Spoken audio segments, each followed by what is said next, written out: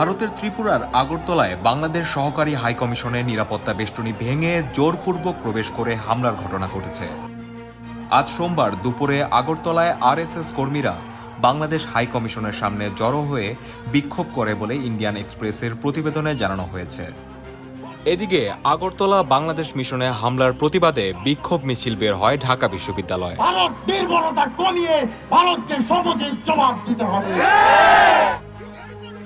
বিশ্ব হিন্দু পরিষদের সহযোগী সংগঠন হিন্দু সংগ্রাম সমিতির ব্যানারেও একদল লোক হাইকমিশনের সামনে বিক্ষোভ করে।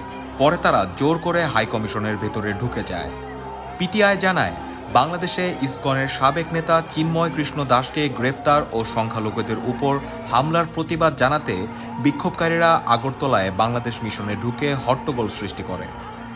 এই ঘটনায় দুঃখ প্রকাশ করে ভারতের পররাষ্ট্র মন্ত্রণালয় এক বিবৃতিতে জানিয়েছে, আগরতলায় বাংলাদেশ সহকারী হাইকমিশনের প্রাঙ্গণে জোরপূর্বক প্রবেশের ঘটনাটি খুবই দুঃখজনক।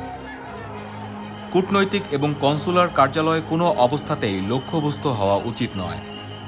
নয়াদিল্লিতে বাংলাদেশ হাইকমিশন এবং বিভিন্ন ডেপুটি ও সহকারী হাইকমিশনের নিরাপত্তা ব্যবস্থা জোরদার করার জন্য ভারত সরকার ব্যবস্থা নিচ্ছে বলেও বিবৃতিতে উল্লেখ করা হয়।